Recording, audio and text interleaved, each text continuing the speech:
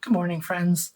One of the things I have been noticing this week as I've been interacting with my clients is a remembrance of a skill or a concept that I was taught a few years ago as part of my CSAT training. And it's something called the Karpman triangle or the drama triangle. And the philosophy is that we have triangle when it's an unhealthy dynamic. So in the triangle, we have the power positions are the top corners, and then the lower position is less power. So on one side, we have our rescuer. This is the person who feels like it's their job to fix them, that we need to do something, that it's my job to enable or rescue or help. Then this person over here, this role is the persecutor. This is the one that just kind of points and says, hey, this is wrong, you're doing it wrong, this isn't right, blah, blah, blah, blah, but aren't necessarily there to help. And then the lower position is the victim. And the victim is the one who's obviously helpless and incapable and unable to do those things. In an unhealthy dynamic, we often bounce between those positions. We bounce between those positions often.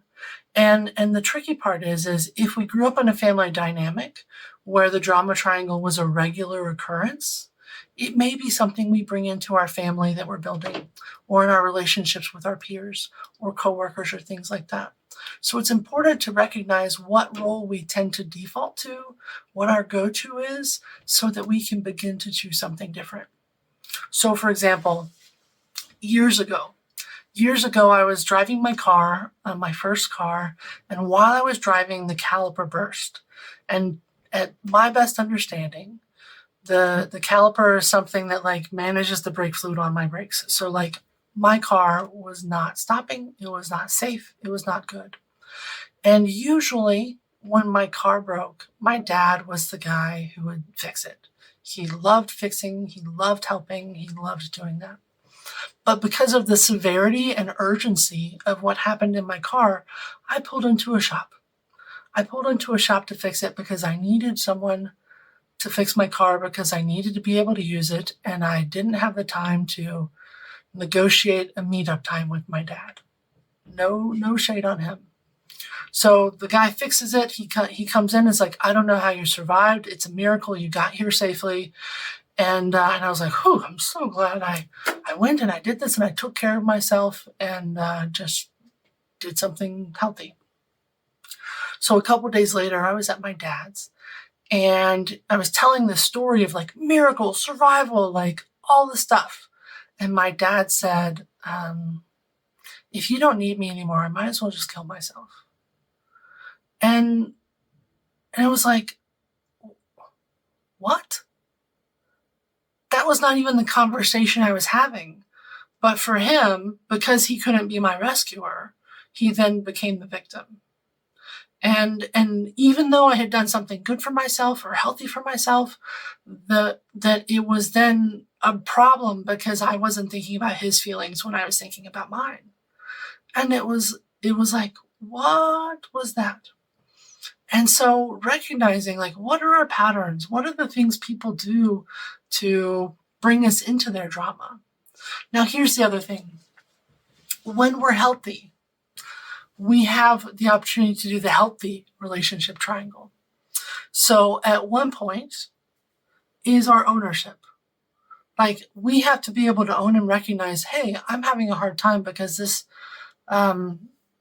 rubbed up against something difficult, or I have a really hard time with confrontation, or I don't know really how to do this, or I have this pain that you just reminded me of, whatever that is. We take ownership. This is my part. This is my part. You know what? I was tired and a little bit upset about something, and I realized that I was a little intense with you. Okay. So the other piece is our boundaries. What are the boundaries we're going to set with someone? So if someone comes to me and says, I had a family member do this. I was young. I was not financially wise. And I asked one of my family members to co-sign on my car. And they said no, because they didn't want to be put in that position. And I wasn't really, honestly, someone that I would loan money to either at this point. But they were able to have boundaries instead of feel like they needed to rescue me from the consequences of my own choices or things like that. The third piece of the healthy triangle is partnering together. How do we both accomplish our goals together? How do we negotiate and compromise what those things are?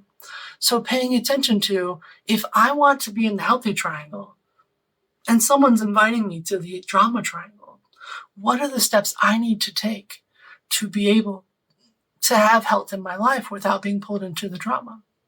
So if someone comes to me and says, Holly, it's your fault that I didn't stay sober. I mean, I certainly could have had clients that would blame me on that. But reality is, sobriety is about what one person does every day that supports or destroys our ability to be sober. So I can say, okay, my job is to teach you everything I think you need to know. Your job is to do something with it. It's a boundary. I'm not responsible. I can't walk around and hold someone's hands and be their sober companion. That's not my job. But being aware of, do we have people in our lives that bring us into the drama triangle? Am I the person that brings other people in the drama triangle by the way I do or don't communicate things? So if I'm upset about something, this is a thing that from the beginning I had watched and seen so many things of like, my husband forgot my anniversary, he doesn't love me, kind of victim stuff. And so when I got married, the very first anniversary, like a month before our anniversary, the conversation starts. Hey, what do you think you want to do? How much money do you think we should spend? Anything seem interesting to you? How would you like to celebrate? Blah, blah, blah, blah, blah.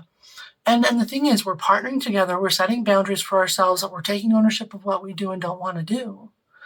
But if I'm sitting in like, well, I'm just going to wait and see if he remembers and if he likes me as much as I like him, like that's drama. That's drama. And so paying attention to, oh, how am I engaging with people? Am I setting them up? Am I setting me up to be a victim and setting them up to save me instead of saying, hey, I'd really like to do something special for our anniversary. Do you have any thoughts? Can we sit down and chat about that together? What would be special? Oh, what fits into our budget? Things like that we're working together on it instead of sitting around and waiting for someone else to do something that we think we need. So I hope that you can begin to see and choose to be in the healthy relationship triangle because it will change your life. Have a good day.